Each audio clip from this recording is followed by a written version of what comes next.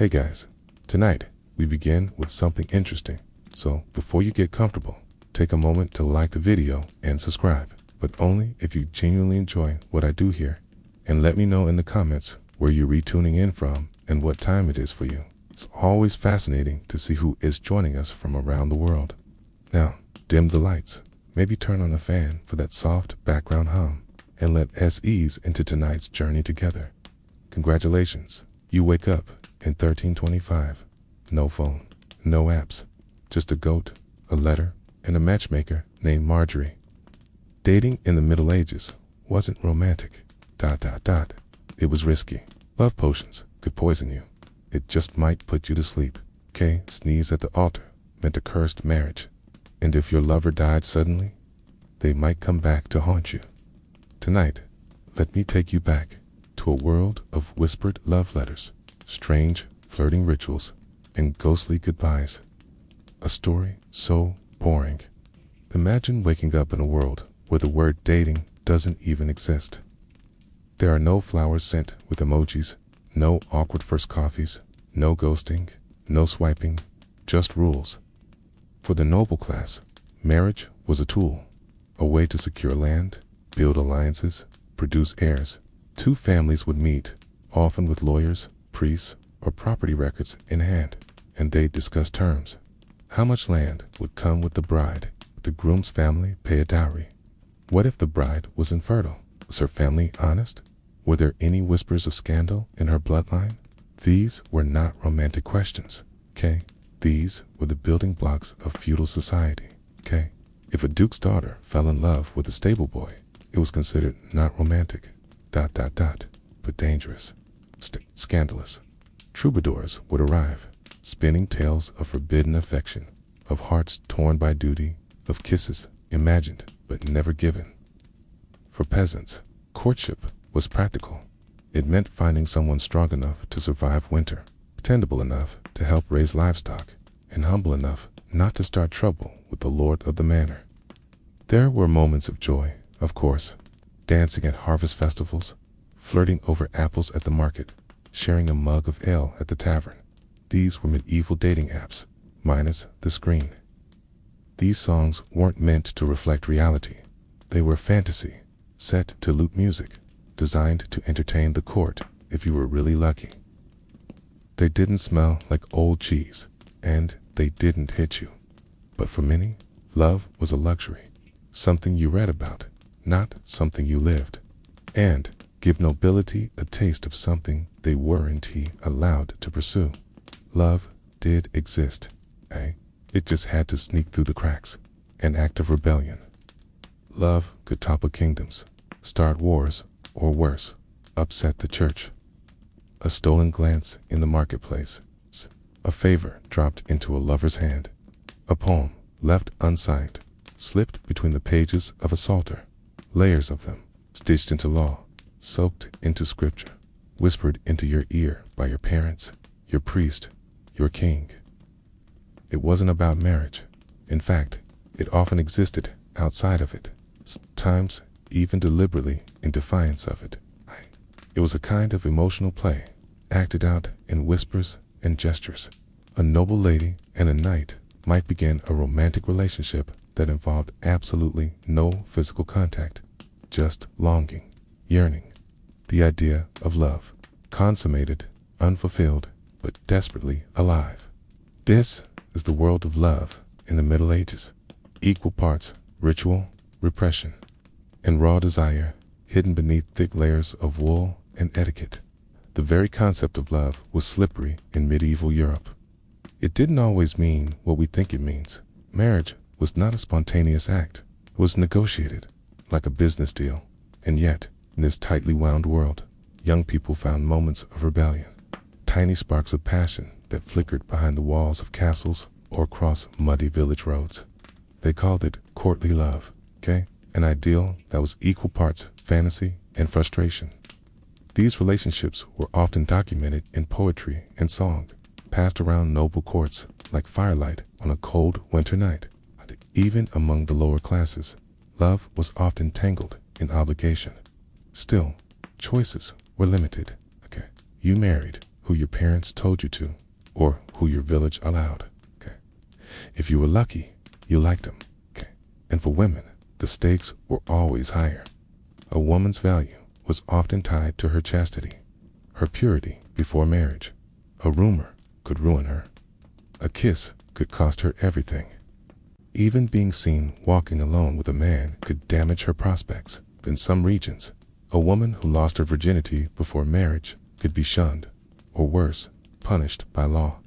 It was not uncommon for fathers to marry off their daughters by the age of 12 or 13, especially if the family was struggling financially.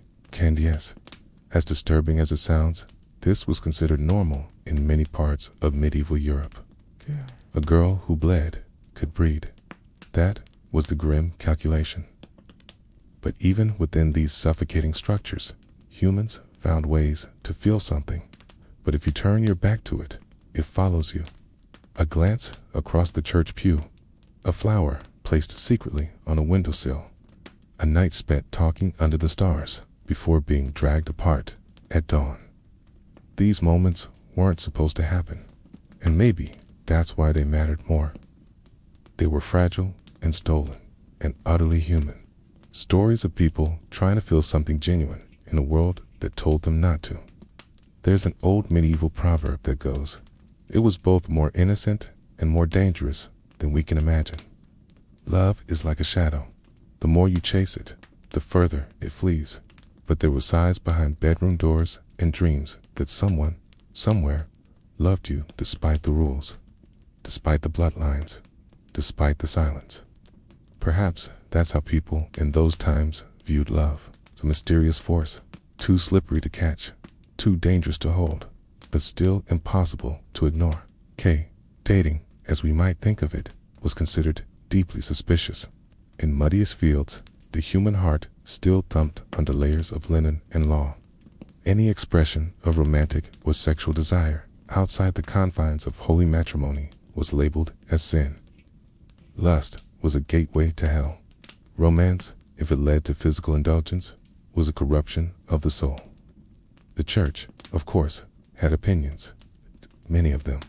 Marriage was the only approved outlet for love, and even that came with rules. Intimacy had to be for procreation. No pleasure, no indulgence, no fun. Confessors would hear young men weep about impure thoughts. Women would scourge themselves, praying to saints to remove their carnal temptations. And yet, the more they tried to suppress it, the more it slipped through. In Italy, in the early 1300s, a monk famously burned his own hand in a candle flame because he was attracted to a nun. In France, lovers would carve each other's initials into church pews during Mass. In England, one lord was caught sneaking out of a convent after betting a young abbess, cloaked in darkness and scandal. These weren't stories of clean courtships and perfect unions. They were messy, secret, human stories. So, what was dating like in medieval times?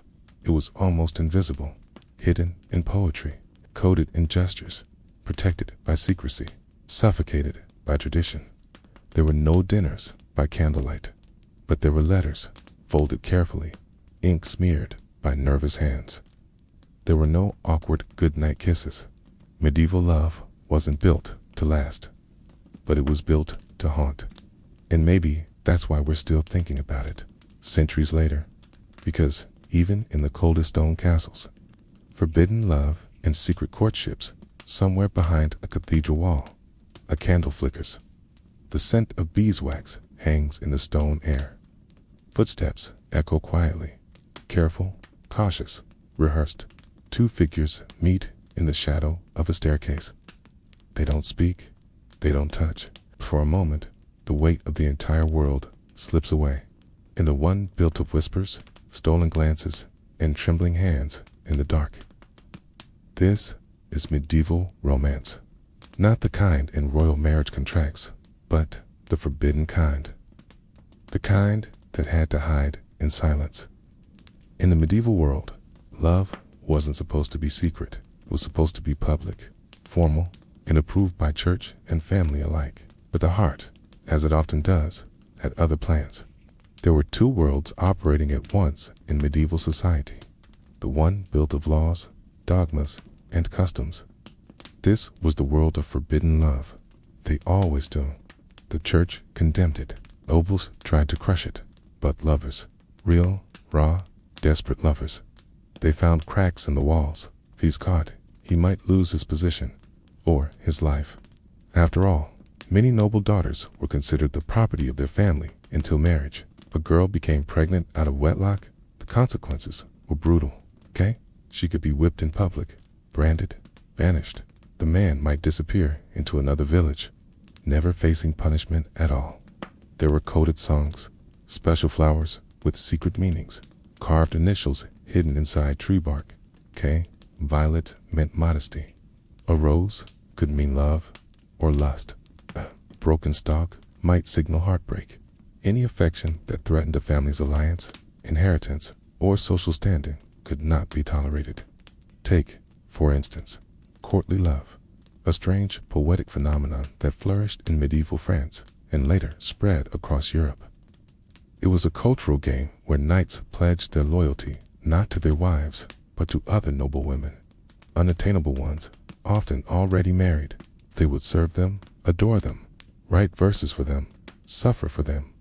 The church hated it, because what happened in those woods often returned in the form of scandal and babies, all without ever hoping for a kiss. The suffering was the point. The distance was the fuel. It sounds dramatic, and it was. Think of it like emotional fan fiction, performed by aristocrats in velvet tunics.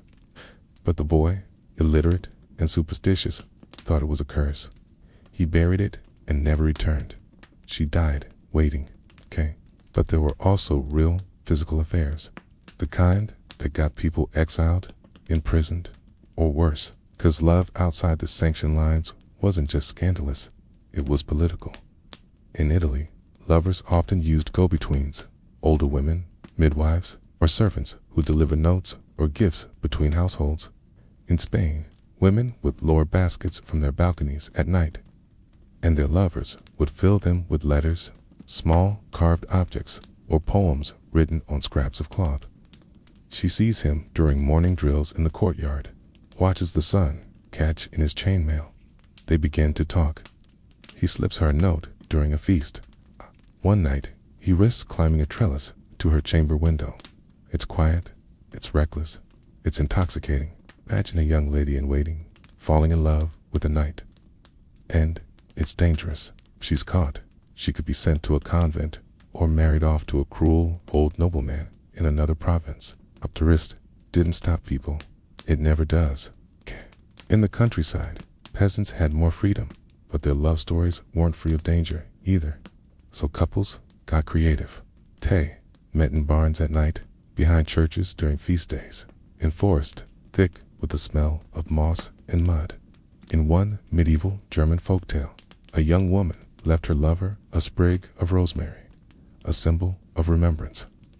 These were the stories that echoed through villages and ballads, shaping how people understood love, not just as sweetness, but as sorrow. The rules of courtship varied by region, but the risks of forbidden love were universal.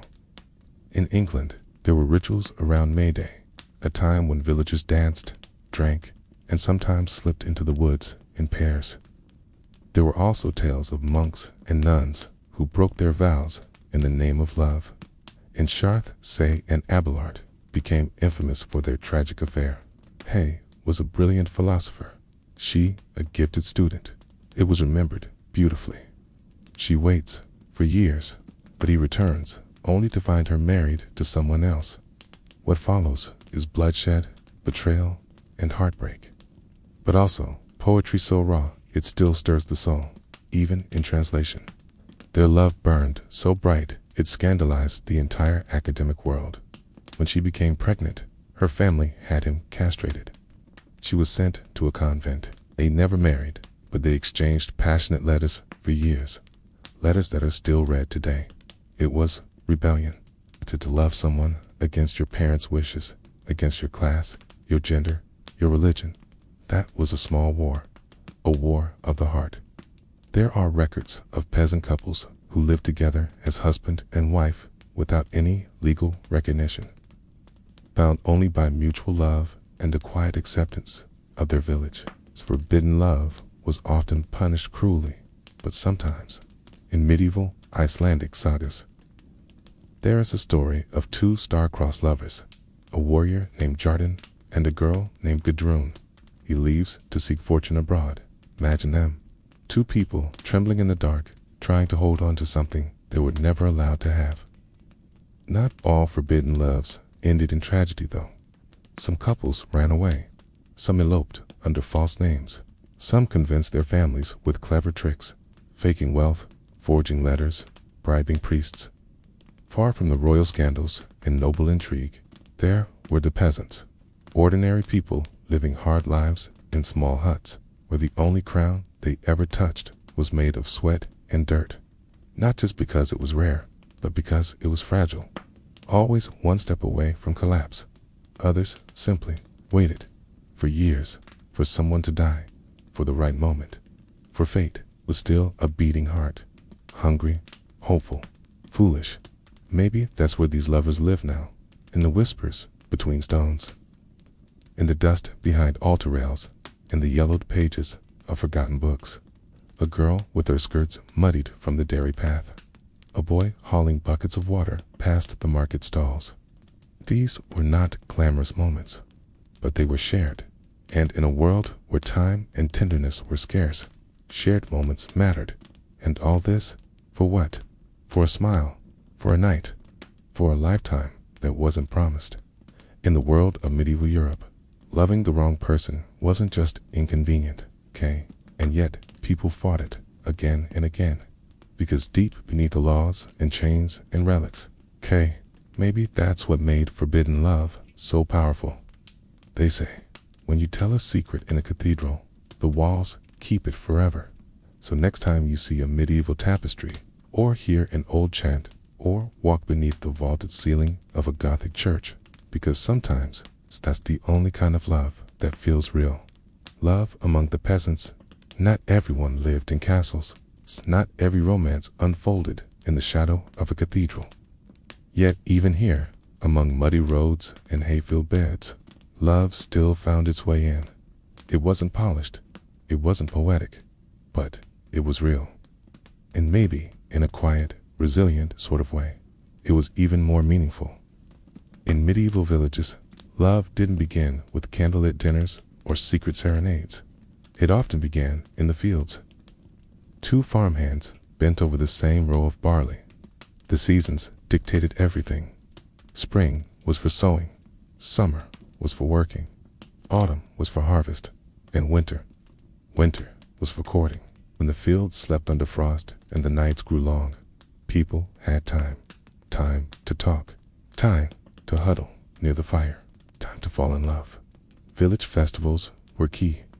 These were the rare occasions when people could gather, drink, dance, and, if they were lucky, catch someone's eye. On feast days, the air changed. There was music, laughter, color, bread, baked with spices. Ale flowed freely. And beneath all that celebration, something quiet stirred. The hope of meeting someone. Courtship, for peasants, wasn't governed by the same rigid etiquette as the nobility. There were no written contracts, no dowry negotiations between great houses.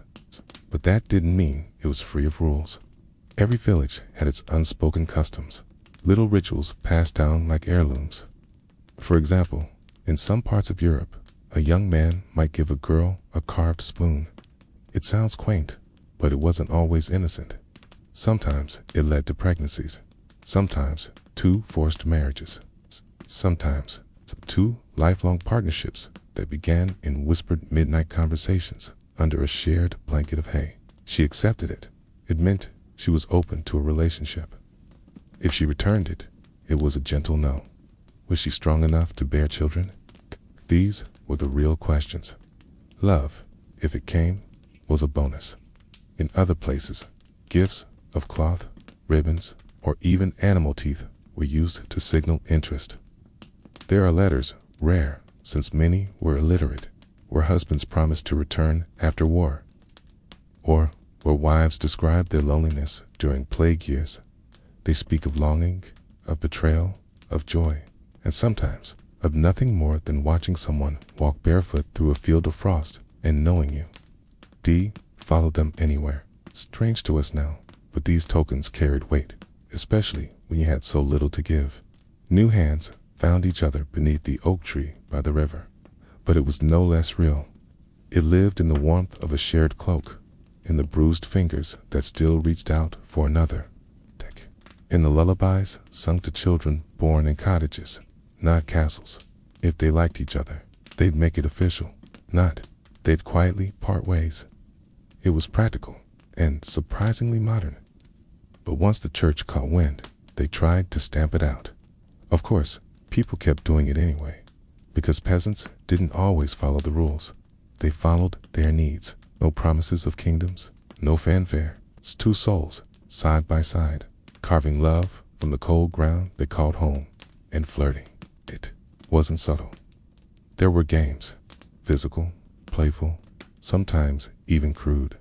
In England, there was a custom called apple bobbing, where unmarried youths would try to bite apples floating in water, all while locked in an awkward dance of competition and flirtation. In Germanic regions, young men would chase girls during village races. A successful catch could earn a kiss or more. A lover might disappear in the morning, claimed by war, disease, or famine. And yet, life went on. Then there were night visits. Now, this is where things get ... interesting. In many rural areas, it was common for a suitor to visit a girl at night, with her parents' knowledge. He'd arrive after sunset, climb into bed beside her, fully clothed, and the two would talk. Just talk. These visits were chaperoned, not by sight, but by the thin walls of the home. The purpose, test to get to know each other, and perhaps test compatibility. This tradition was called bundling. In some places, a board was even placed between them in bed, a literal divider. Though you can imagine how often it was obeyed. Peasant love stories weren't always sweet. Survival came first, and that often meant choosing a partner not for passion, but for practicality. Could he dig a ditch? Could she milk a cow? Would his family help in times of need? Yet, despite the odds, despite the hunger, the cold, the daily grind, peasants found ways to care for each other. There are court records that show peasants defending their partners in local disputes, sometimes standing up to their own lords. There are songs, too, folk songs, soft, aching melodies passed down by word of mouth. In medieval Poland, it was common for couples to test a marriage by living together before the church blessed it. And then there were the heartbreaks. Peasant life was fragile. People died young. Sickness swept through villages like wind. New faces appeared. New dances were danced. Love among the peasants was not grand. It was not immortalized in tapestries or gilded manuscripts. It was love without armor, without poetry, without a stage. And maybe that's what made it powerful.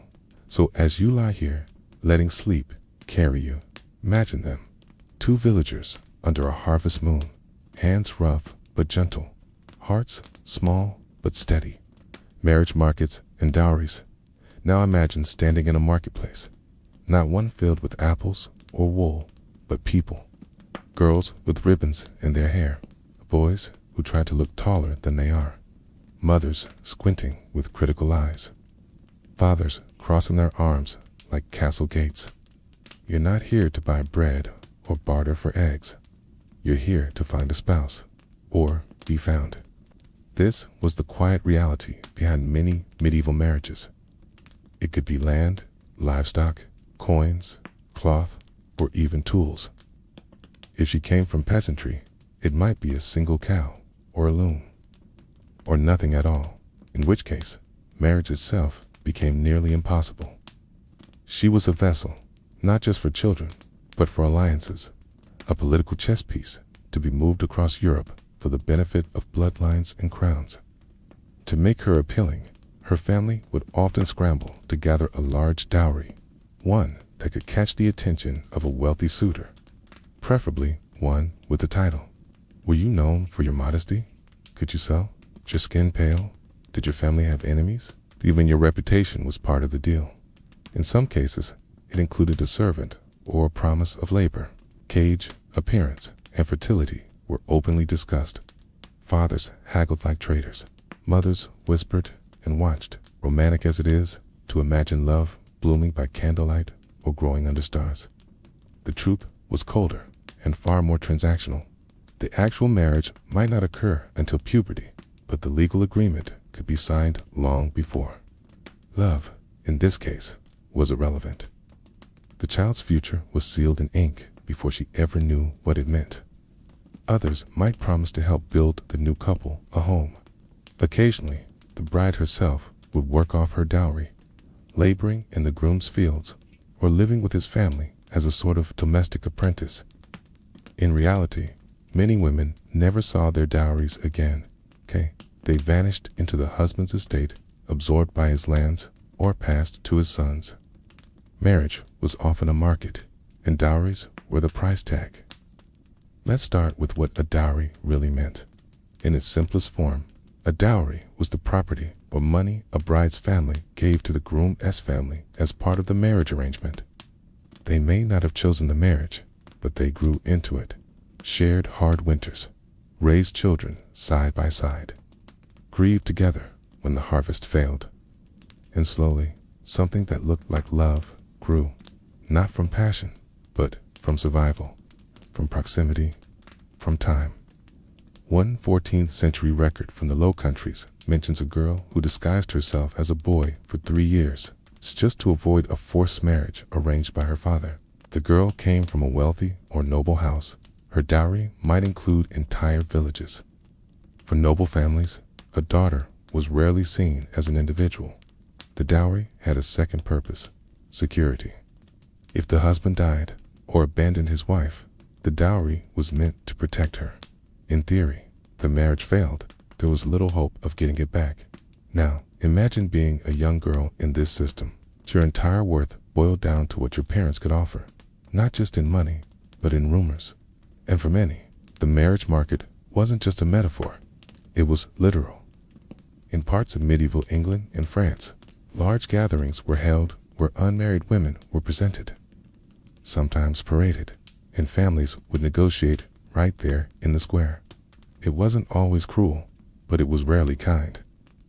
In some regions, girls could be betrothed as young as 7.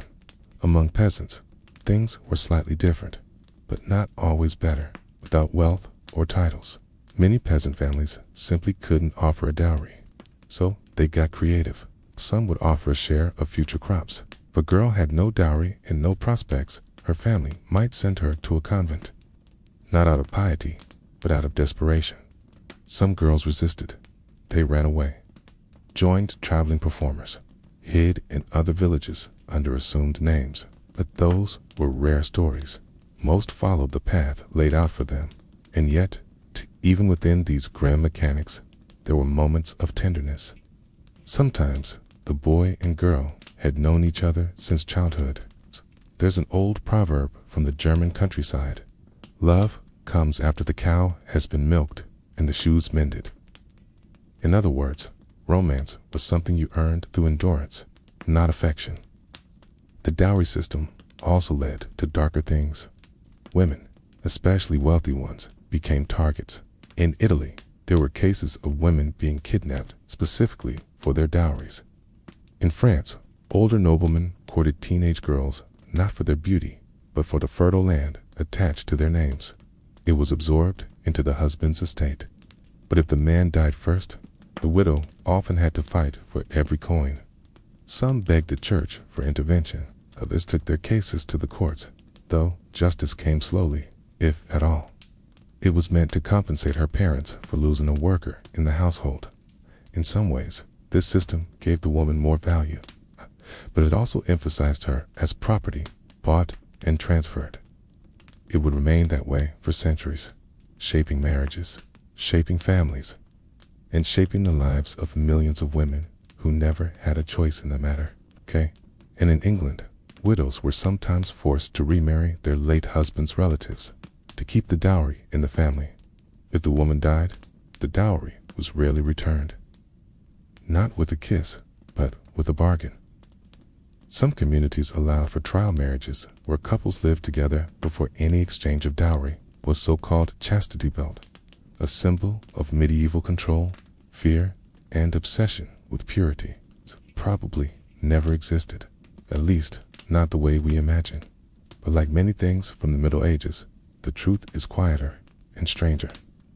You've probably seen the image in books, museums, or comedies. If things didn't work out, no harm done. But again, the church frowned on this, and over time, such customs were pushed out or buried. A belt made of metal, often with an iron plate that covered the pelvic area, complete with holes for necessary functions, but nothing else. Then, the key would be taken, carried by the knight, worn around his neck, a symbol of both possession and paranoia. Yet, amid all this, not everyone saw dowries as currency. In certain regions, especially in Scandinavia, marriage customs leaned more toward bride price, where the groom's family paid the bride's. For peasant girls, it meant being marriageable at all. A woman who was impure could be cast aside, punished, humiliated, her word no longer trusted, her future no longer hers. In the Celtic fringes of Europe, things could be even more flexible. Dark jokes, maybe, but not real instruments of widespread control. By the late Middle Ages, the dowry system was firmly entrenched across most of Europe. So when you hear the word romance in the medieval context, it's worth remembering. For many, it began at the market stall, not with a vow, but with a ledger. And yet, people found ways to make it more. It sometimes finds a way to bloom anyway, to take what was arranged and carve something warmer inside it. Because even when love is bought, a small, heart-shaped lock, and behind it, silence, chastity belts, and the obsession with purity. There's something haunting about the image. Cold iron. Let's start with the secret. Most chastity belts. The myth says that when knights went off to war, perhaps to the Crusades, they locked these contraptions around their wives' waists to preserve their virtue until their return.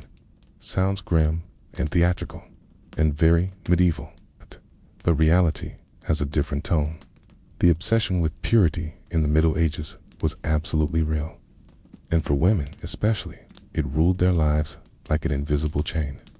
Historians now believe that most chastity belts displayed in museums were created much later, during the Renaissance, or even the 19th century. Not as practical tools, but as jokes. That said, virginity wasn't just a virtue. It was a currency, a symbol, a myth. For noble girls, being a virgin meant being worthy of a political marriage. Flirting in a world without texts, no buzzing phones, no hearts popping up on a glowing screen, no typing ... then deleting ... then typing again. In the medieval world, flirting was slower, quieter, and maybe, in its own way, more powerful.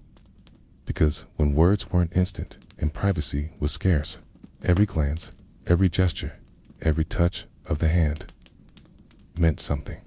In a world without texts, love spoke another language, and it began with the eyes.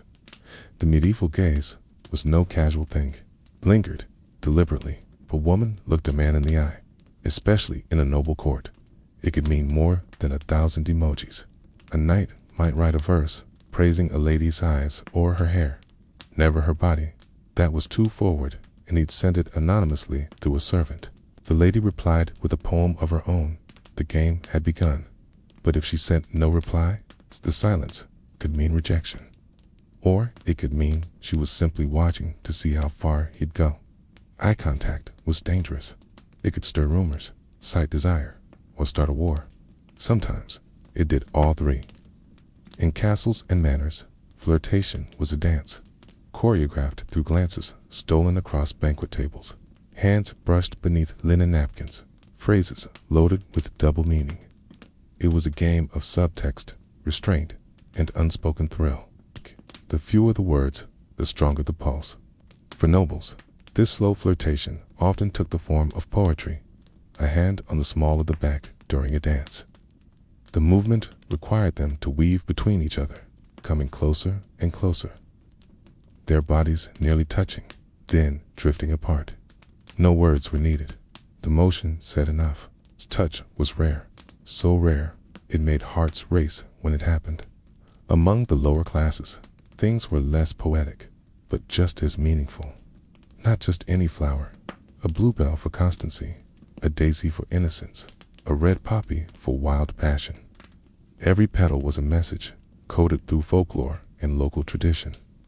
At a village festival, a boy might offer a flower to the girl he liked. In colder months, gifts were more practical. A young man might carve a wooden trinket or knit a simple cord. If a girl wore it publicly, it was a signal. Some sang about distant queens or tragic lovers, but others slipped personal messages into their lyrics. A line that made a certain girl blush. A phrase that echoed a private joke. These songs were like public love letters, delivered under the guise of entertainment. If she gave it back, well, no explanation was needed. There was also the matter of songs. Minstrels wandered from town to town, carrying ballads of longing, betrayal, and joy. And then came the touch. It had to be subtle. A brush of fingers while passing a cup. One English tradition involved young couples dancing around a maypole, ribbons in hand. And in the church, where young people often gathered, even if just to sit and stare.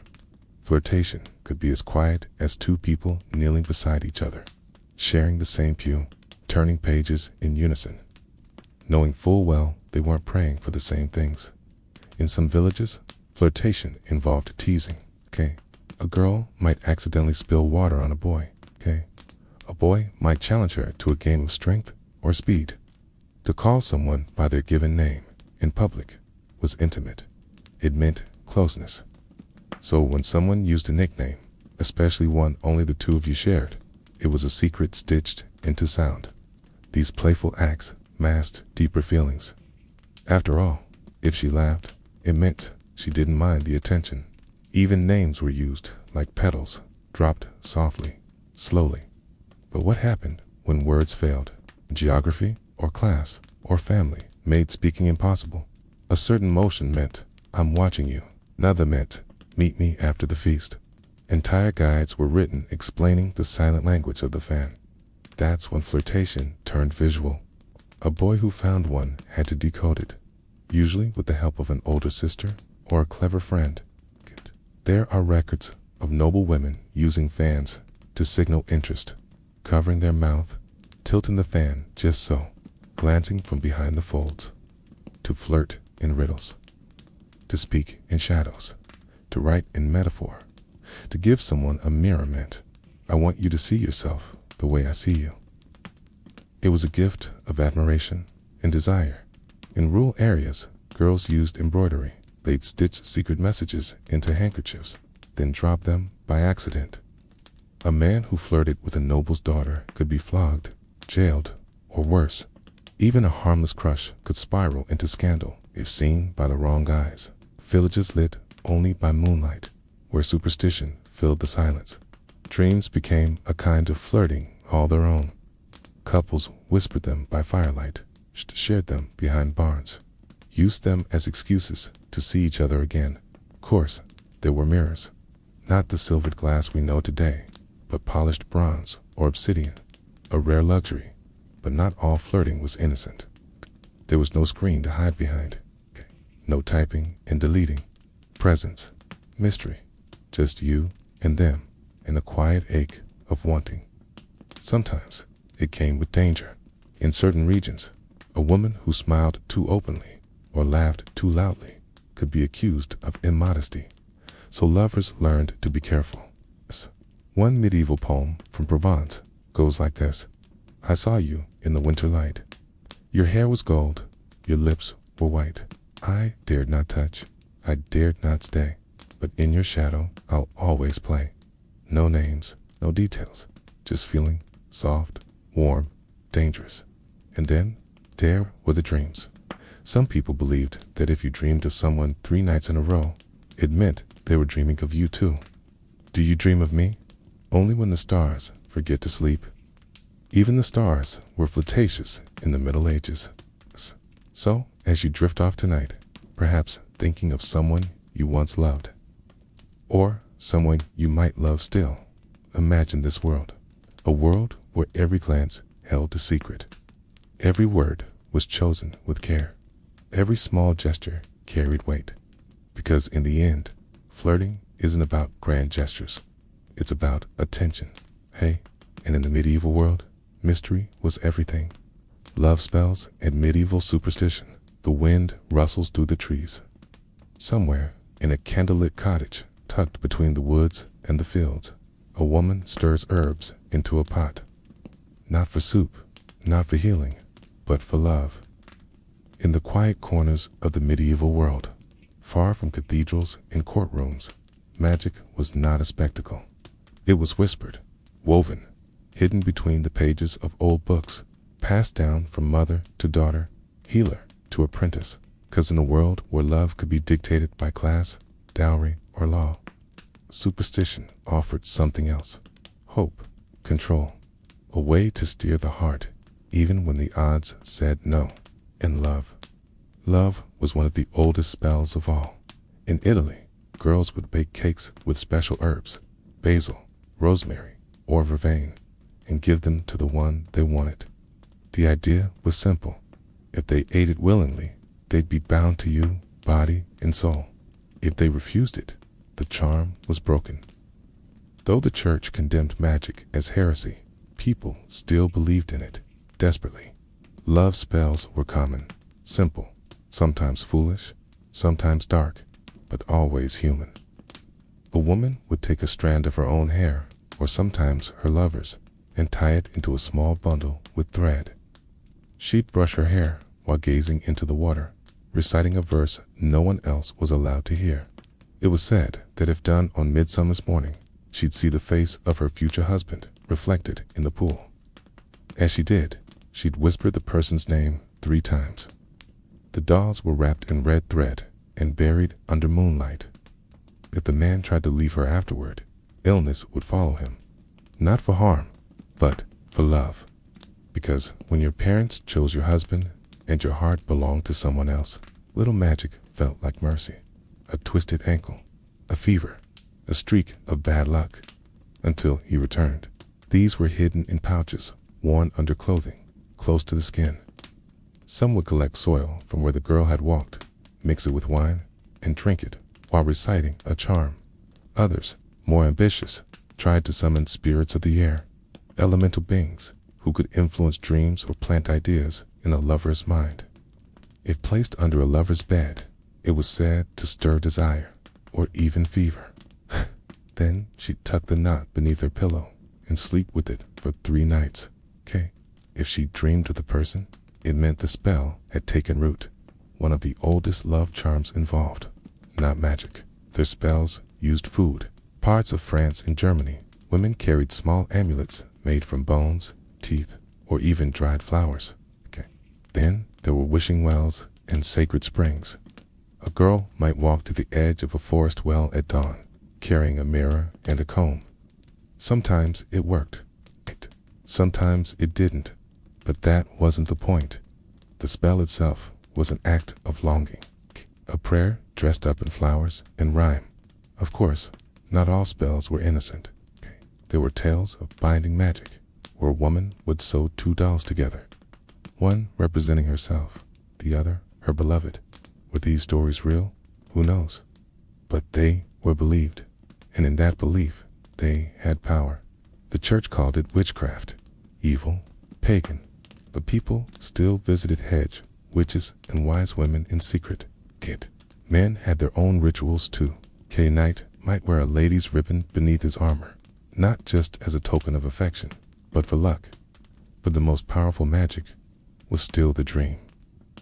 In the medieval imagination, dreams were doorways. A girl who dreamed of a red bird might be told her lover would arrive within the week. A boy who dreamed of a wedding without a face was warned of betrayal. Whole books were written decoding these symbols. Manuals of love written in stars, in sleep, okay? And then there were the potions. Sometimes bitter, always risky. And sometimes things less pleasant. A fingernail, a drop of blood, the ashes of a burned letter. Some even included mercury or lead, unknowingly toxic ingredients that led to illness or worse. Sometimes sweet. Medieval love potion might include honey, cloves, cinnamon, crushed rose petals. But when your heart was on fire, logic was often the first thing to go. But a month later, he fell ill and died. The girl was tried for witchcraft. She was never seen again. A girl planting herbs by moonlight, humming the name of someone she barely knew. Goy carving a heart into the bark of an old tree, knowing no one would see it but the wind. These were spells too, gentle, quiet ones. One infamous case from 14th century Florence tells of a merchant's daughter who hired a wise woman to make a potion for the man she loved. A wealthy baker, already married. She poured the potion into his wine. Within a week, he left his wife and came to her doorstep. When the candle flickered out, you were told to never say their name again.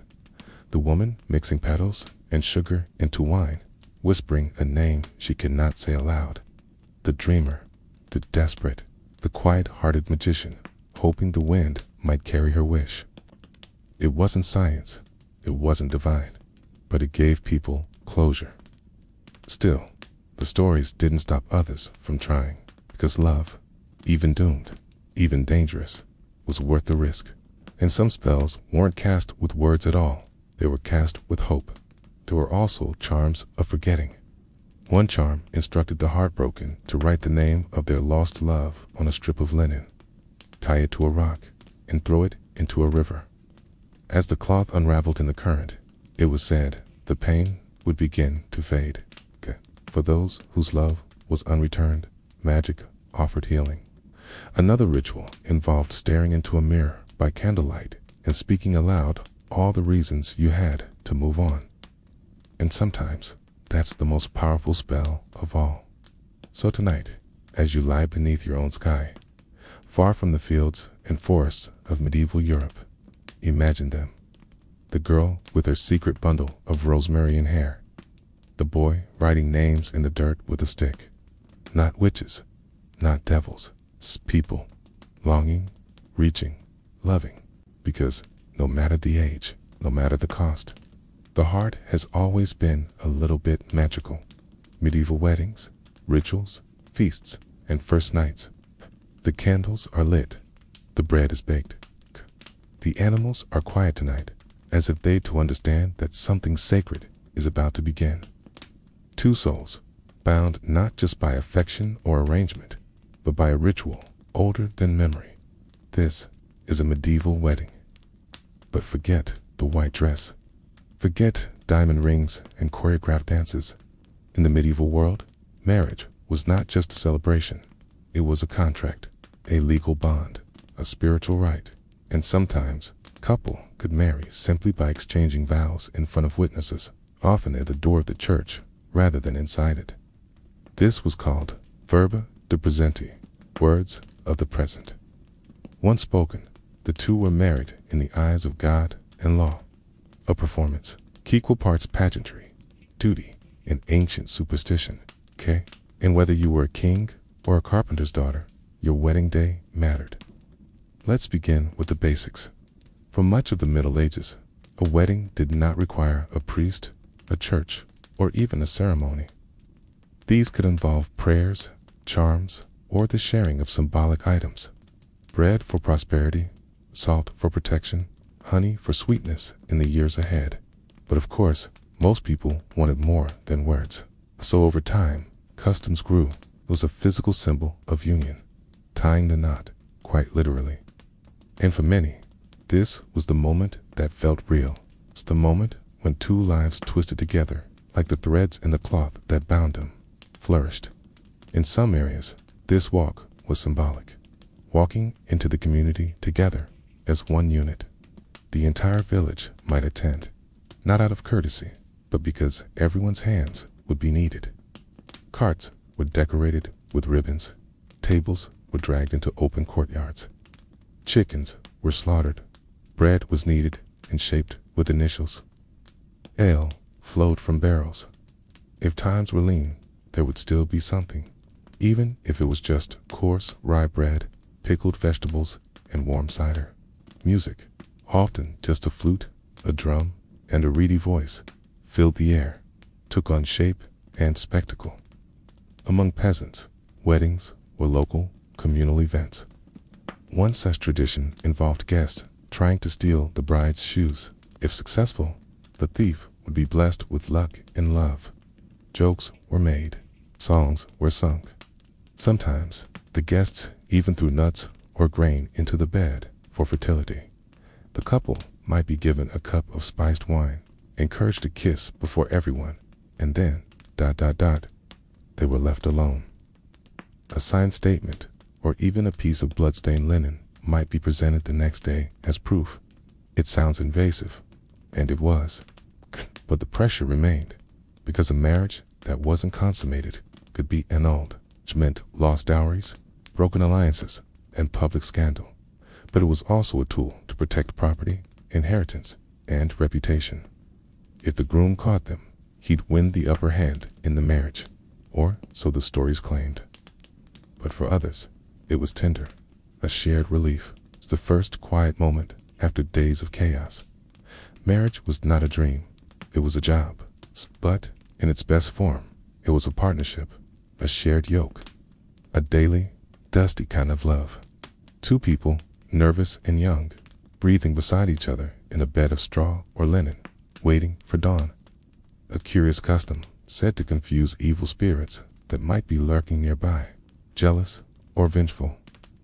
But for now, they are bound, not just by law, but by hope, by choice, by something tender and raw that no document could capture. The bride wore her best dress, usually blue, not white, as blue symbolized purity and fidelity. The torches burn low, and the night belongs to them. Together, they'd step into their roles, not just as lovers, Kana's economic partners, co-workers, and parents. Her hair, if unmarried, flowed down her back, more codified. But these early traditions remained at the heart. The vows whispered in fields, the hands tied with cloth, the shared meal beneath the stars. If she was older or widowed, it was braided and pinned. A simple crown of flowers might grace her brow, rosemary for remembrance, myrtle for love, daisies for luck, and the groom, he'd wear his belt reversed. Before the ceremony, there were blessings, not from a pastor, but from elders, family, or even local wise women. Then came the hand fasting. This ancient ritual involved tying the couple's hands together with ribbon, rope, or cloth, often from the mother's shawl or the father's cloak. The vows varied. In England, they might say, "With my body I thee worship, and with all my worldly goods I thee endow." But in smaller villages, couples often made up their own words, simple promises about sharing bread, raising children, standing through the cold. After the vows, the couple would walk around the village, a kind of victory lap, holding hands while children tossed flower petals and old women shouted advice, both helpful and not. Then came the feast. Oh, the feast. If the harvest had been good, there would be roast meat, pottage, bread with berries, pies filled with onions or apples, sweetmeats made from honey and crushed nuts. Toasts were made, songs were sung, games were played, some innocent, some wildly inappropriate. But all these were just preludes, because at the end of the night came the moment everyone waited for, and many feared, the bedding ceremony. In much of medieval Europe, the first night was not private. After the feast, the couple was led or dragged to their bridal bed by a rowdy procession of guests, sort of. In some regions, especially among the nobility, witnesses were required to stay behind to ensure the marriage was consummated. Among peasants, this was less formal. Privacy, though limited, was usually respected. And what about the bride? For many, this night was terrifying, especially if the marriage had been arranged, if the man was a stranger, or if she had been taken from her family. And after dawn, life began. The new wife might be given a key, symbolizing her new role as keeper of the home. The new husband might be gifted tools or weapons. There was no honeymoon, no escape to a sunny coast, just the farm, the fields, the tasks waiting at dawn. Over time, wedding customs changed, became more religious.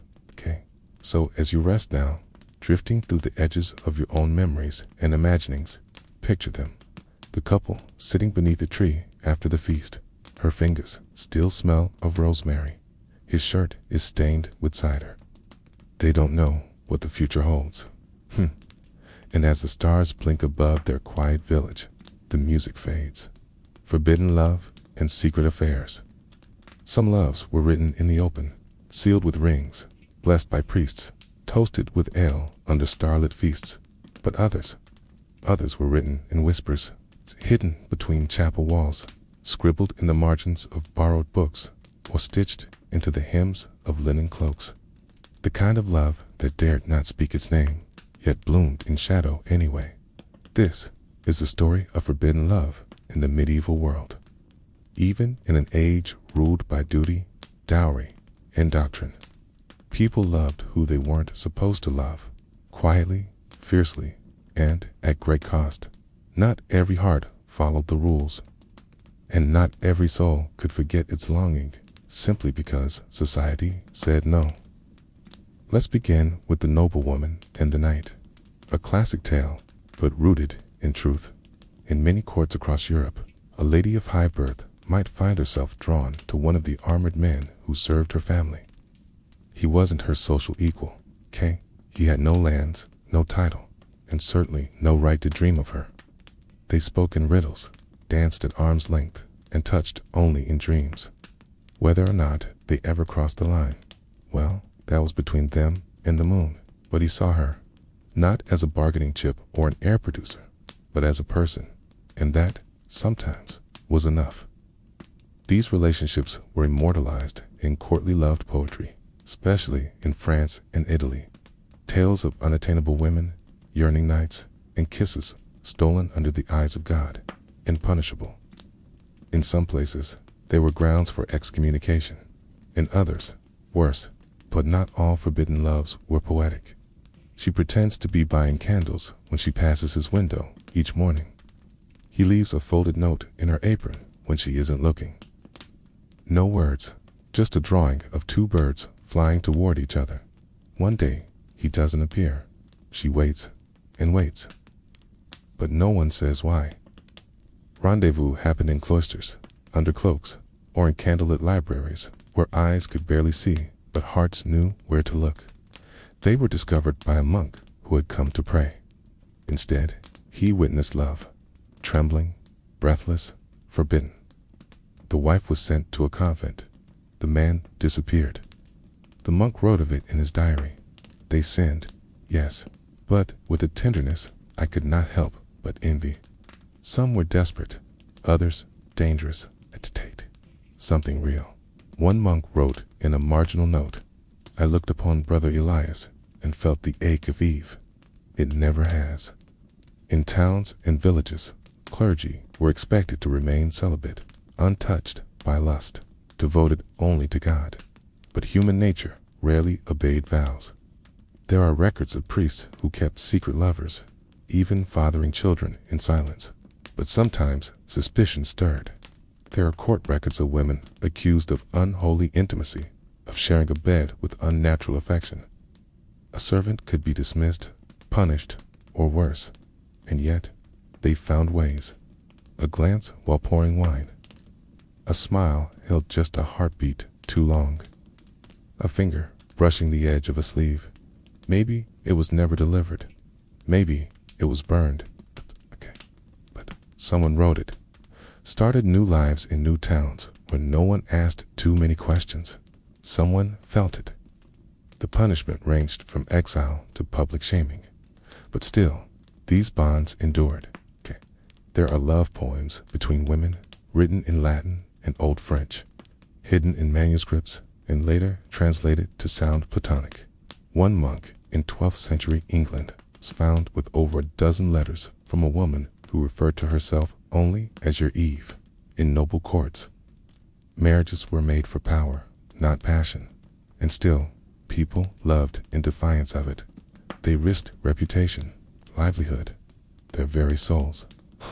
And when affection couldn't be found in the bedchamber, it was often sought elsewhere. She wrote of longing, of secrecy, and of guilt. Heavy, endless guilt. Still, she loved him, and he, despite everything, wrote back. The risks taken not for pleasure, but for connection. The souls who whispered "I love you" when the world had forbidden their voices. Then there were the lovers, separated by religion. During the medieval period, Europe was not a melting pot. It was a patchwork of boundaries. Christian, Jewish, Muslim, interfaith relationships were rare. But still, it happened. A Christian girl falls for a Jewish scholar. Perhaps he was sent away. Perhaps he was discovered. Perhaps he gave up. But for a few weeks, in the cracks between sermons and suspicion. And then, of course, there were the married lovers. Adultery was both sin and scandal, but it happened constantly. Affairs had to be cautious. Notes were passed through servants.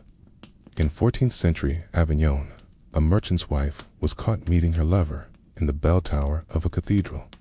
Some loves were forbidden by class, others by gender. Yes, even in the medieval world, same-gender love existed, quietly, courageously, often under threat.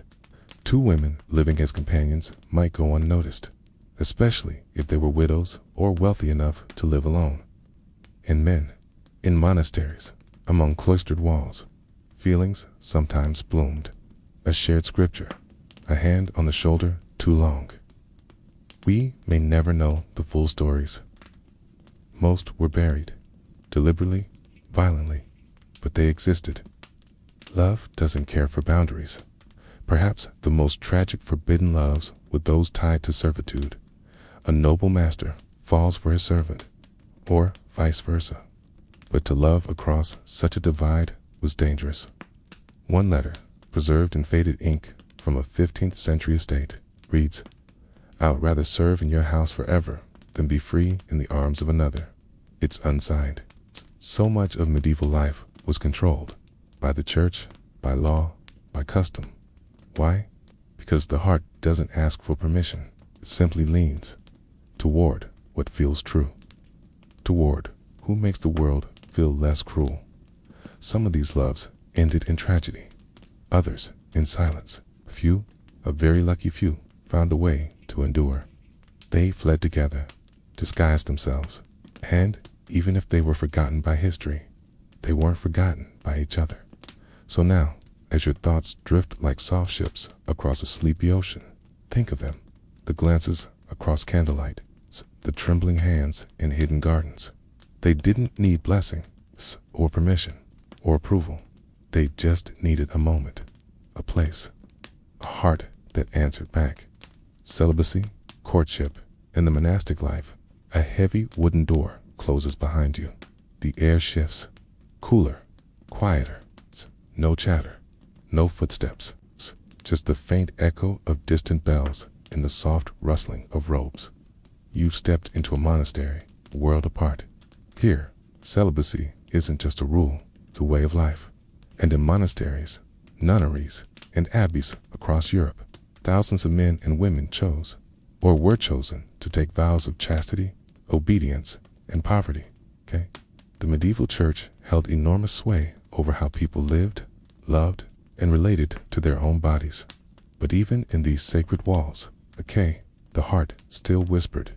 These things, the church taught, were distractions, anchors that tied the soul to the world and kept it from fully surrendering to God.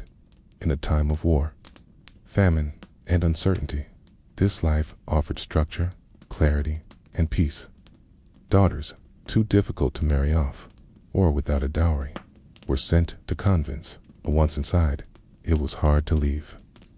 Let's start with the basics.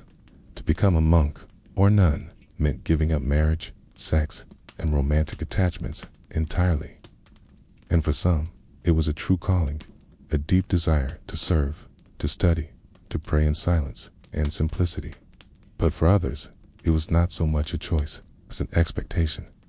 Younger sons who wouldn't inherit land were often sent to monasteries. The human heart doesn't always align with vows. I feel his name behind my teeth, but I do not speak it. These were places of devotion, yes, but also of isolation. Inside the cloisters, time moved differently. Their days were filled with work, copying manuscripts, tending gardens, brewing ale, treating the sick. Monasteries had rules that prohibited monks and nuns from speaking alone with the opposite sex. Some banned mirrors, perfume, or even laughing too loudly. These rules weren't just about piety. They were about control. They were addressed not to God, but to another monk. The poems spoke of shared silence, of stolen glances during prayer, of love unspoken, but never unlived. Nuns performed similar tasks, weaving, healing, teaching young girls to read and write. They hosted salons, wrote literature, traveled, even engaged in correspondence with male scholars and poets, some of which turned romantic. For them, love was redirected, channeled into community, art, care for the poor. Some wrote of a deep peace in having no worldly attachments. Others described their bond with God as a kind of spiritual romance, pure, eternal, all-consuming. One night, she lowered a rope from the convent wall and fled. They disappeared together. Weeks later, only the rope remained, frayed, trailing in the wind. In one famous case, a French abbess exchanged steamy letters with a bishop for over a decade. Their words were filled with longing theological debates.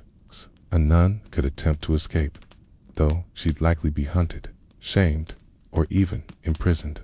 Some were excommunicated, others simply vanished. Their stories lost, their names buried, and references to shared moments behind cloistered doors. Monks rose before dawn, chanting psalms in unison before the sun had kissed the earth. But few and costly, and yet, a person who lived without physical love was seen as powerful, mysterious, especially women. Virginity, when chosen, became a kind of armor, turning women into saints, prophets, or martyrs. The scent of ink and candle wax, the silence before dawn, the rustle of robes as a young novice walks past the window. Clutching a book, she will pretend to study, while thinking only of a face she is never supposed to name. There are countless records, in letters, diaries, and church disciplinary logs, of monks and nuns who struggled with temptation. Some fell in love. Some gave in to longing. Others simply dreamed, night after night, of a life they had once known, or never dared to know. One 13th century nun named Clarissa wrote in her personal journal, "When I walk in the garden and the wind stirs my veil, I remember the days before this habit touched my skin." She never left the convent, but she wrote him letters. Whether they reached him, no one knows. Even monks, surrounded by stone walls, ritual, and study, weren't immune. In Germany, a Benedictine monk named Heinrich was discovered with poems tucked inside his copy of the Psalms. The church responded harshly. Such relationships, romantic or physical, were condemned as sinful distractions. But still, desire found its way in. Some nuns, especially in wealthier convents, were surprisingly free. Of course, many monks and nuns truly embraced celibacy. But what happens when a monk falls in love, or a nun begins to question her vows? There were options. A monk could petition to be released from his order, a process that often took years and required papal approval. One tale from 15th century Bohemia tells of a nun who fell in love with a traveling musician. They plotted to escape. Not all monastic love was forbidden, though. Some courted God as if he were a lover. Saint Catherine of Siena once wrote, "My soul is married to Christ, and his kiss burns deeper than any earthly flame." This kind of mysticism, intense, almost sensual, was accepted, even celebrated. But the line between divine love and human longing was thin, and in the quiet of a candlelit cell, that line sometimes blurred. For medieval people outside the cloisters, celibacy was often respected, but also feared. But not everyone admired them. There were whispers, accusations, tales of monks who grew too pale, nuns who wept at night, abbots who punished those who laughed too freely. The monastery promised peace, but also demanded sacrifice. So tonight, as you lie safe and still, imagine the hush of those cloistered halls, a world without touch, without kisses, without romantic words, but never without longing. Because even in the most sacred places, even behind walls meant to silence the body, the human heart hums, softly, stubbornly, eternally. The economics of love, dowries, contracts, and status games. Not every love story begins with a spark. Some begin with the numbers on a page, a bag of coins, a goat, a parcel of land. In the medieval world, marriage wasn't just about affection. It was a transaction, a negotiation, a strategy. Love might bloom after, or not at all, because before there could be romance, there had to be paperwork. A dowry was the wealth a bride brought into the marriage. It could be money, land, jewelry, livestock, or even rights to future inheritance. This was the world of dowries, contracts, and status games. So let's begin with the dowry, a practice so deeply embedded in medieval culture that no union was considered secure without one. A noble might offer a substantial dowry to secure his daughter a husband with a title. Her value was calculated by others, her age, her beauty, her family's reputation, and, most importantly, her economic worth. A merchant might marry his daughter into a poorer noble house in exchange for status. Others were betrothed as toddlers, their futures sealed before they'd spoken a full sentence. It sounds unthinkable now, but back then, these arrangements were routine. And among royalty, dowries weren't just financial, they were political. Entire kingdoms were promised through a single bride's hand. The groom's family might offer a bride price, a sum paid to the bride's father as compensation for her departure. Dowries might include a cow, a plot of land, or a bed with woolen sheets. Love could grow in these marriages, and often did, but even here, money mattered. They were called dowryless, and their chances of marriage were slim. A few joined convents, where entry fees were ironically required to. Others became servants, and a few were forced into less honorable lives. These deals could be incredibly complex, often involving property, alliances, and conditional clauses. In some Italian cities, guilds or religious charities raised dowries for poor girls. It was seen as an act of virtue, helping them escape poverty through marriage. The bigger the dowry, the better the match. Wealthy families used dowries to climb the social ladder. A merchant marrying above his class was risky. Everything had to be carefully balanced: the value of a name, the size of an estate, the likelihood of producing heirs. She often retained control over her dowry, and, if she was wealthy, over his estate. This made widows some of the most independent women in medieval Europe. One family even sent a wax effigy of their daughter to a potential suitor in another kingdom. He approved till he met her in person and decided she did not resemble her likeness. The marriage never happened. In some regions, brides could reclaim their dowries and return to their families.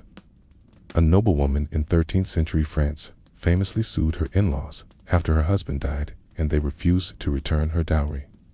She won and used the money to open a school for girls. Others were allowed to use that money to buy property or support children. These unions were often frowned upon, even in old, but they left behind letters, songs, and stories that suggest money wasn't always the final word. Her father disapproved. The boy had no land, no savings, but they wed in secret, hiding their union for months. When her father found out, he flew into a rage, but eventually relented. Not out of kindness, but because he realized they had something dowries couldn't buy: loyalty. But beneath the contracts, behind the negotiations, there was still the hope, however quiet, that something more might bloom. A flicker of something genuine. Not just duty, not just trade, but possibility. Many never remarried, choosing instead to run businesses, manage land, or act as benefactors to churches and hospitals. A boy might polish his shoes, not for a merchant's daughter he was promised, but for the serving girl who smiled at him over bread. A couple might lock eyes during a marriage negotiation and realize, maybe this won't be so bad, but what about the bride herself? In many cases, she had little say. Some girls were married off as young as 12 or 13, just old enough in the church's eyes to bear children. Contracts were drawn up, actual written agreements. The bride's family pledged the dowry. For example, if the groom dies before the marriage is consummated, the dowry shall return in full. If the bride fails to produce an heir within 5 years, land X shall revert to her family. It wasn't just about romance, it was a business deal with clauses, contingencies, and consequences. Among peasants, the process was simpler, but still strategic. No dowry, no match. Some girls, especially those from poor families or orphaned young, had no dowry at all. Occasionally, communities stepped in to help. And what of widows? A woman whose husband died had a unique position. But it wasn't all cold calculation. Love still found a way. Some couples married in secret, without dowries, without approval, driven by affection alone. A 14th century poem tells of a blacksmith's daughter who fell in love with the miller's apprentice. Still, the games of status were everywhere. A noble marrying a peasant was scandalous, and if you failed, bad marriage could ruin a family's standing for generations. This pressure led to strange arrangements. Some parents promised their children to others they'd never met, relying on portraits, rumors, or fortune tellers to guide the decision. But the system wasn't entirely heartless. Dowries were also a form of protection. If a husband died or abandoned his wife, her dowry could provide independence, a financial lifeline. There were even legal battles over dowries. So yes, love in the Middle Ages was often entangled in economics. Even when love came after the ink had dried. Even when hearts had to bend around gold and goats, 'cause people still dreamed. A girl might whisper her desires into her pillow before agreeing to marry a man twice her age. Or maybe, just maybe, it'll be something more. So as your thoughts float gently past parchment scrolls and dusty chests of coin, imagine them. Two people seated across a long wooden table, elders talking numbers around them, a glance, a soft smile, and somewhere in that moment, love begins. Not with fireworks, not with flowers, but with a look, a ledger, a leap of faith. Superstitions, bad omens, and medieval breakups. Love begins in whispers, but sometimes it ends in silence, or worse, in signs. In the medieval world, the end of a romance wasn't always spoken aloud, was foretold, felt, feared, because long before love letters were torn or rings returned, people believed the universe would send warnings, little omens that something was broken or about to be.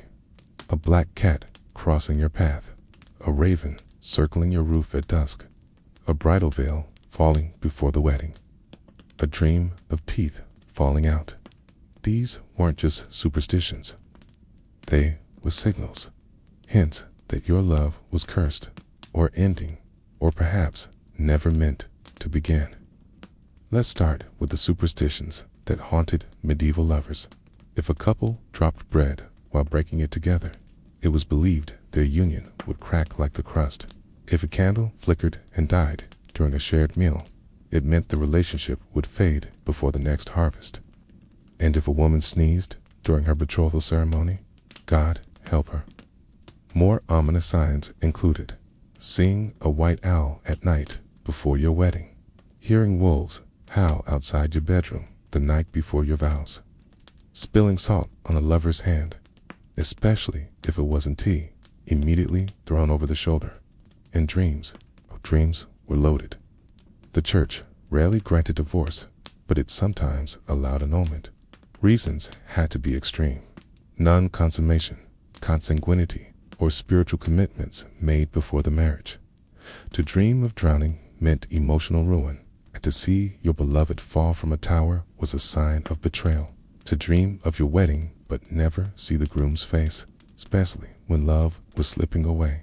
Of husbands who returned from crusades to find their wives taken ill with coldness, a polite way of saying, "She is moved on." A sure omen that the marriage would not last, or worse, never happen at all. If a couple lived together without formal marriage, one might simply move out, taking their tools, their clothes, and perhaps the family goat. Just a charm to cause restlessness, indigestion, or romantic misfortune. A simple mix of nettle, ash, and whisper, stirred under a new moon, then buried beneath the ex's window. She wasn't to speak a word. If she reached home without interruption, her sorrow would fade by sunrise.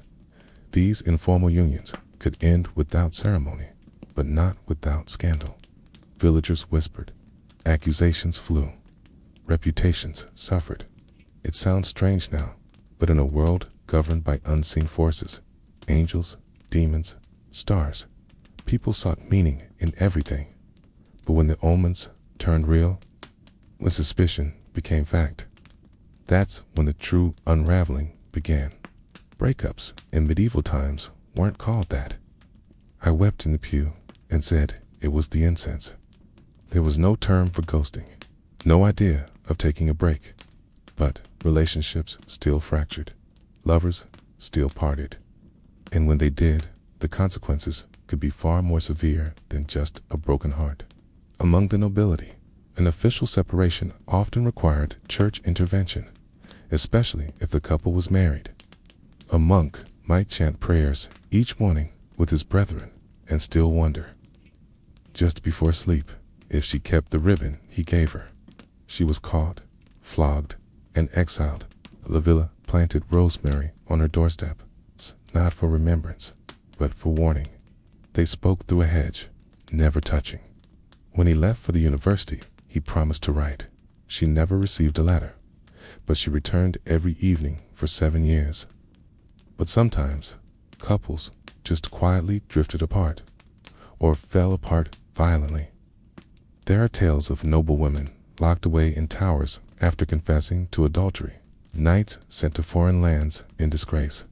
Among peasants, separations were often more practical, and sometimes revenge followed. Spurned lover might visit a cunning woman to place a curse. Nothing deadly. Caras turned to folk rituals of release. One breakup charm from 5th century Ireland instructed a heartbroken girl to gather 3 strands of her lover's hair, burned them with lavender, and walk backward through her village at dusk. Some left tokens behind, letters, carved initials, broken jewelry, and buried them at crossroads, believing the spirits that wandered there would carry the pain away, but loved anyway. But not every ending was mutual. Jealousy, betrayal, and vengeance often brewed like storm clouds. A miller's daughter in Normandy was said to have poisoned the bread of her former suitor after he left her for a merchantess daughter.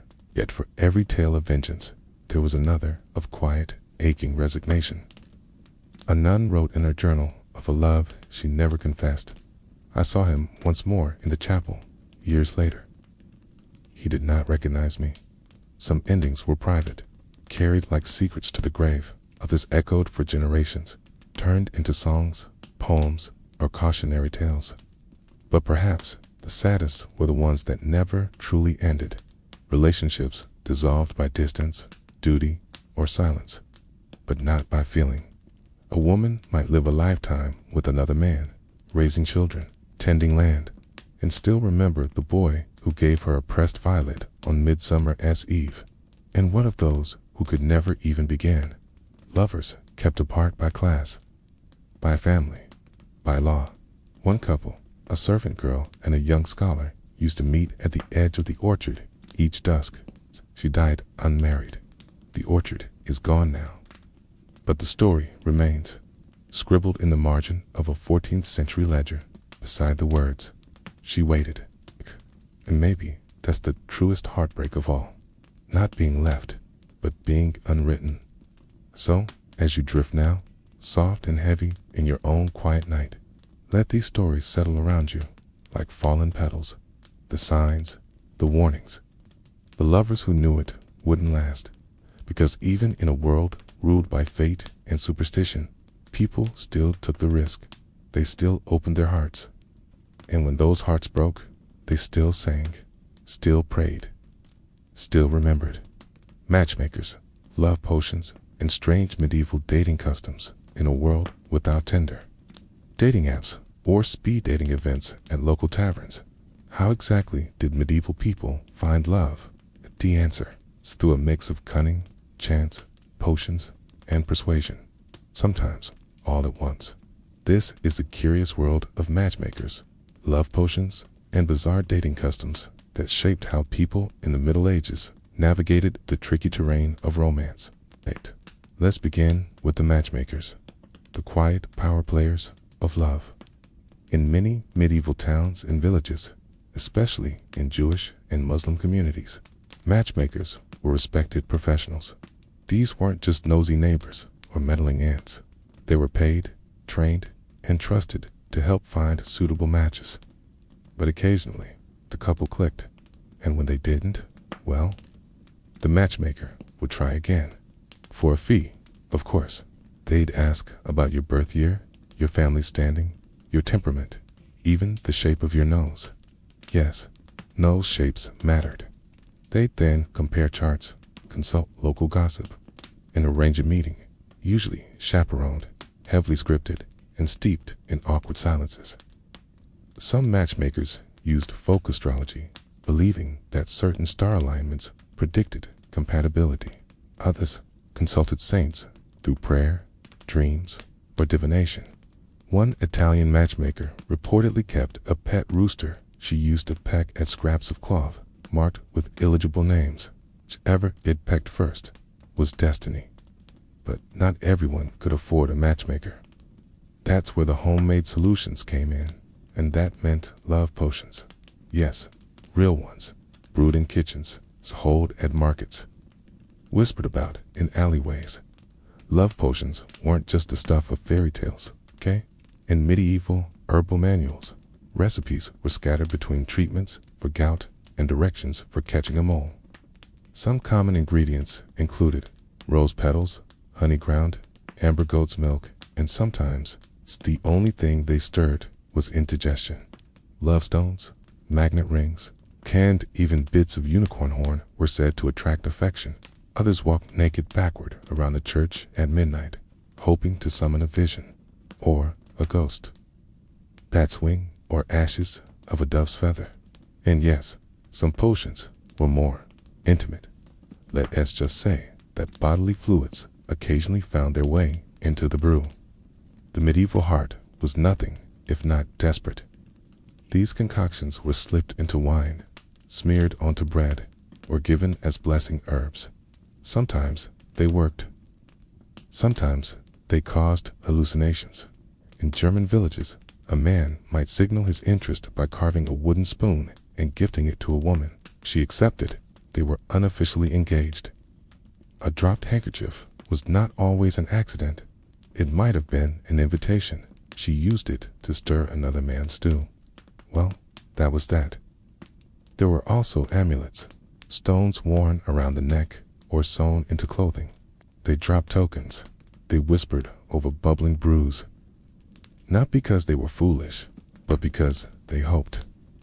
But for those who preferred a more direct route, there were tests, in smiles, in song, in silly rituals, poetry, scratched onto walls or scratched into hearts. The family approved of his silence. He'd be offered soup.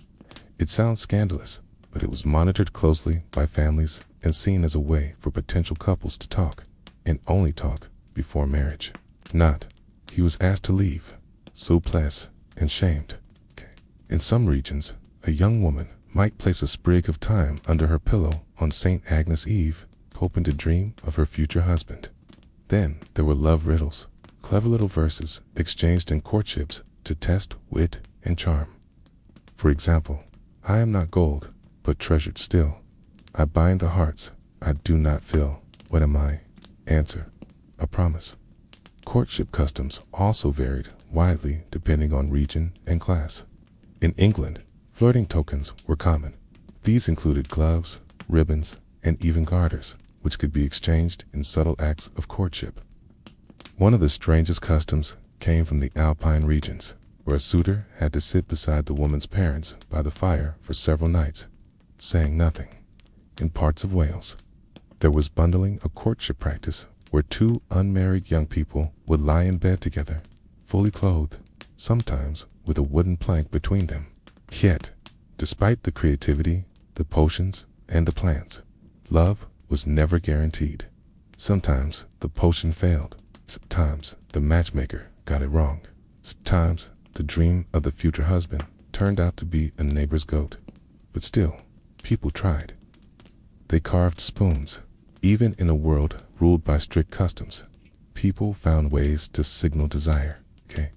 And sometimes they found something real, unexpected, clumsy, and warm.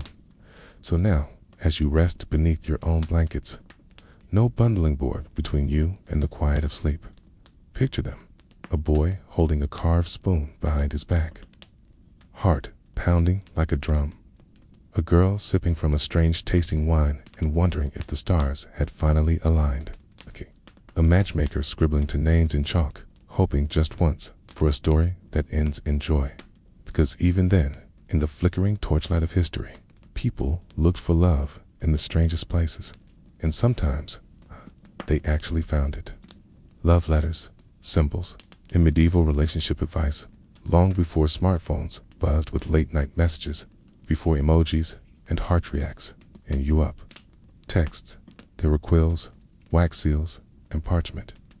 In the medieval world, if you wanted to pour your heart out, you didn't swipe. You wrote, and oh, how they wrote. Painstakingly crafted, often in poetic form, these letters weren't dashed off quickly. A young woman might send a note to her secret lover under the guise of business correspondence, slipping between the lines, metaphors only the two of them would understand. They were inked slowly, line by line, each sentence dipped in longing and hope. Medieval lovers believed that saying too much was ungraceful, but saying the right thing without saying it directly, that was art. Love letters were one of the most intimate and cherished forms of expression during the Middle Ages. A knight might write to his lady from a battlefield, describing the color of the moon and the ache of not seeing her smile. Letters were often coded, using symbolism or riddles to hide meaning in plain sight, not just for privacy, but for beauty. A letter might begin, "To she who is both sun and shadow, whose absence withers the rose that once bloomed in my chest, a kiss." Some were sprayed with rose water, others hidden in hollowed books, or carried by trusted servants who pretended they were delivering laundry. But he left it on her doorstep. She married him 2 years later. "I'm thinking of you." And it might end with, "Yours in ink, in oath, and in agony," but among peasants and townsfolk. The words were simpler, still beautiful, still honest, though not always helpful. It made love feel like a secret shared between souls in a noisy, watchful world. Even the presentation mattered. "Meet me at midnight." Monks and priests advised couples to focus on duty over desire, to keep physical passion in check, and to pray daily, especially if affection faded. A good marriage, wrote one abbot, is like a candle. It burns best when trimmed daily with discipline.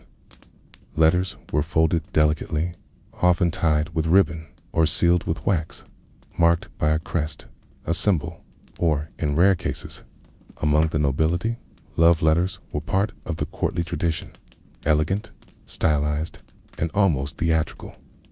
One letter from a 14th century farm boy reads, "Love born under thunder dies young. I wish to know your name. And, if not your name, then just what makes you smile again. I saw you at the well. You smiled, and the sun looked dull beside you." He never signed it. Beyond words, lovers relied on symbols to communicate feelings when speech was impossible or unsafe. Hungry heart forgets manners. A red ribbon tied to a fence post. A sprig of rosemary at your door. I miss you. A silver coin left on a windowsill, head side up. These romantic codes weren't universal. They varied by village, family, or even just between two hearts who understood each other. And then there was advice. Yes, medieval people gave and received relationship advice, too. Some of it came from religious texts, others turned to folk wisdom, passed down by grandmothers and midwives, and somehow, across miles and months and misunderstandings, it found its way through. Or Andreas Capellanus, The Art of Courtly Love, taught noblemen how to woo ladies without being overbearing, although it also claimed true love cannot exist in marriage. So, perhaps, take that with a grain of medieval salt. Never kiss before bread is broken, whether arranged or chosen, whether built on poetry or potatoes. Lasting affection required patience, trust, and the ability to laugh, even when the bread burned and the cow escaped again. If your lover gives you a gift and doesn't look you in the eye, he hides a lie. Love, born under a waxing moon, grows strong. There were even manuals of advice, like the Trotula, medieval guide on women's health, that included sections on how to keep a man's attention. Friends offered wisdom, too. One scribe warned his nephew, "Marry the one who brings you peace, not the one who brings you poems." A nun once wrote in her notebook, "If he cannot listen to your silence, he will not deserve your voice." Simple, strange, sometimes sage, but above all, medieval relationship advice was rooted in one truth. Love is work, and sometimes it meant waiting. Waiting for a letter, for a whispered word at a feast, for a smile at church, for spring to come, so you could see them again in the fields and pretend it was all an accident. Love, in those days, didn't always move fast, but it ran deep. It lingered. It carved itself into the edges of parchment, the folds of fabric, the corners of a mind working the fields or kneeling in prayer. So as your eyes soften and your breath deepens, picture them. A man hunched over a flickering candle, rewriting the same sentence for the 5th time. A girl brushing her fingers over a folded note, heart pounding like hooves on stone. A token left on a doorstep, a ring hidden in a loaf of bread. A love letter tied to a dove's foot, never delivered, but released all the same. Because sometimes love isn't loud. It's just a soft message, sealed in wax, sent on faith. And even now, it waits to be read. When love ends, grief, ghosts, and medieval mourning. Not all love stories end with a kiss. Some end with silence, with the creak of a closing door, with candle smoke curling in a cold room, with one breath left and none to follow. In the Middle Ages, grief was not hidden. It was worn, draped across the shoulders in black cloth, carved into wooden crosses, woven into prayers whispered through cracked lips. When love ended, not by rejection, but by death, the mourning that followed was its own kind of devotion. And just as love had its rituals, so did loss. Let's begin with the moment after. When a husband died, the wife would cover every mirror in the house.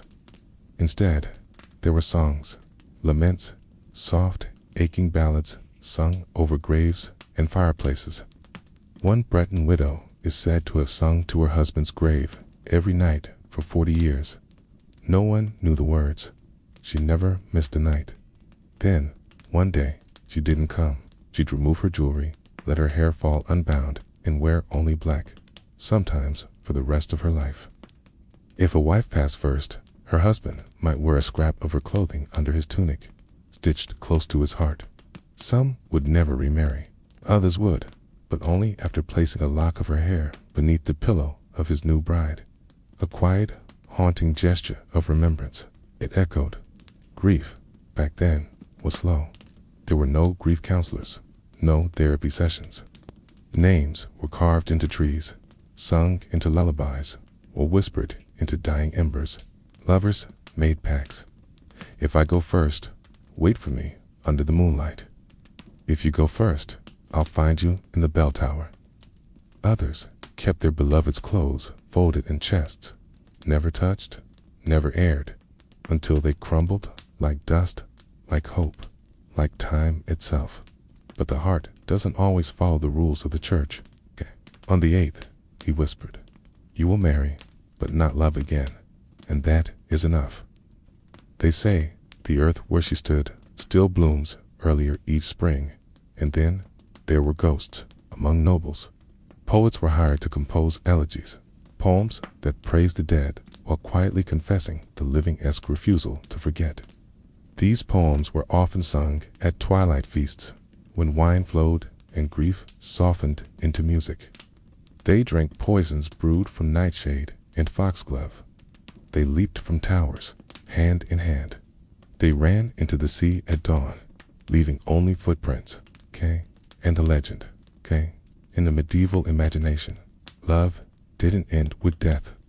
People believed the souls of lost lovers could linger, especially if their deaths were sudden or their hearts still tethered to the living. There were the graves. There are tales of widows who woke to find their husband's side of the bed warm.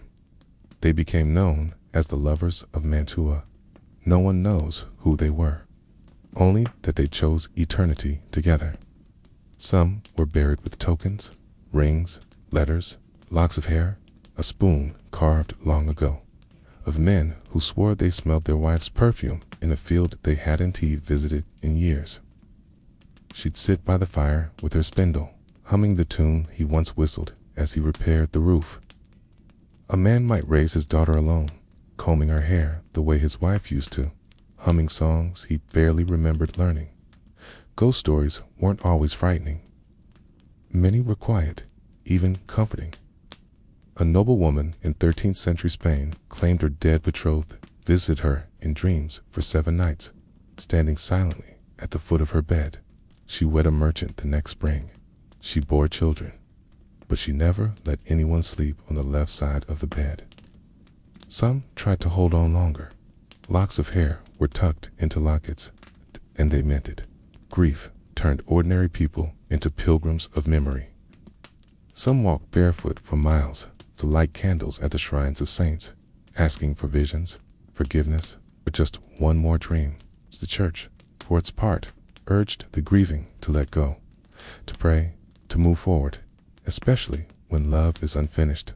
Among peasants, widows might wear mourning veils for 7 years, across banquet tables and quiet churchyards, following the tender, awkward, beautiful steps of medieval love. Maybe a carved spoon or a shy gift of woolen gloves left on a doorstep.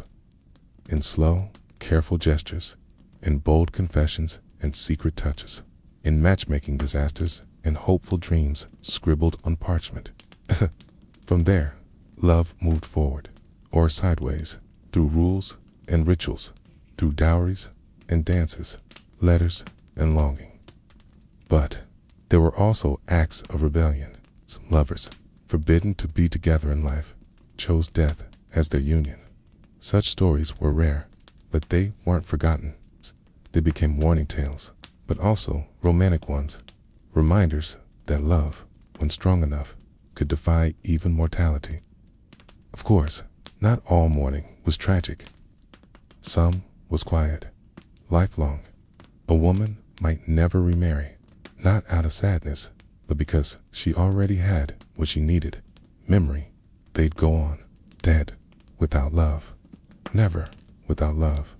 And then, medieval graves were not always marked by names, but those buried side by side were often lovers, even if no one admitted it. A pair of skeletons found in Italy, dated to the 1300s, were discovered, embracing arms entwined, faces turned inward, and even today, their bones still touch. So, as you rest, eyes heavy, limbs still, know this, even in the harshness of the medieval world, love endured, is that they happened despite everything. Through plagues, through wars, through silence, through death, it lingered in songs, in carvings, in wind that passed through empty windows once warmed by breath. 'Cause the heart does not bury itself, it beats, even in memory, even in grief. And in that beating, there is still love. That's what we've forgotten. Conclusion. Love, then and now. A final whisper before sleep. The waiting, the wondering, the poetry of longing. Far from it.